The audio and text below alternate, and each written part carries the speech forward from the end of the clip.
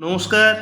সভ্যতা ও আমরা সিরিজে আজ জানবো হরপ্পার মানুষের জীবন কেমন ছিল, তারা কিভাবে সমাজ গড়েছিল, কিভাবে ব্যবসা করত আর কি বিশ্বাস করত। হরপ্পা সমাজ ছিল শ্রেণী বিভক্ত। বড় বড় বাড়ি দেখে মনে করা হয় এখানে শাসক ও ধনী শ্রেণীর বাস ছিল, অন্যদিকে সাধারণ মানুষ, কারিগর ও শ্রমিকদের বাস ছিল। এটি ছিল একটি সুসংগঠিত নগর সমাজ। এই সভ্যতার মূল ভিত্তি ছিল কৃষি। গম, যব, ধান, তিল, এমনকি তুলোরও চাষ করা হতো। গরু, মহিষ, ভেড়া ইত্যাদি পশুপালন ছিল।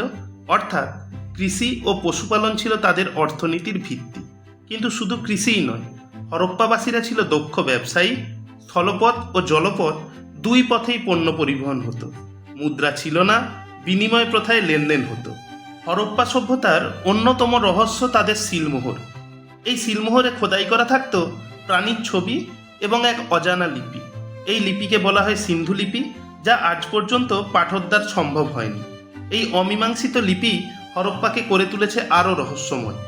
ধর্মীয় জীবনের ক্ষেত্রেও ছিল বৈচিত্র্য। অনেক সিলে দেখা যায় ধ্যানমগ্ন এক পুরুষ মূর্তি, যাকে কেউ কেউ আদি শিব বলে মনে করেন। মাতৃদেবীর মূর্তিও পাওয়া গেছে। বৃক্ষ, পশু ও প্রকৃতির পূজার প্রচলন ছিল বলেও ধারণা করা হয়। অর্থাৎ হরপ্পা ছিল শুধু নগর সভ্যতা নয়, এটি ছিল বিশ্বাস, শিল্প ও বাণিজ্যে সমৃদ্ধ এক সমাজ। আমরা কাল জানব এত সুন্দর সভ্যতা তাহলে ধ্বংস হলো কী কারণে। ভিডিওটি ভালো লাগলে লাইক করবেন, পেজটি ফলো করতে ভুলবেন না। ধন্যবাদ।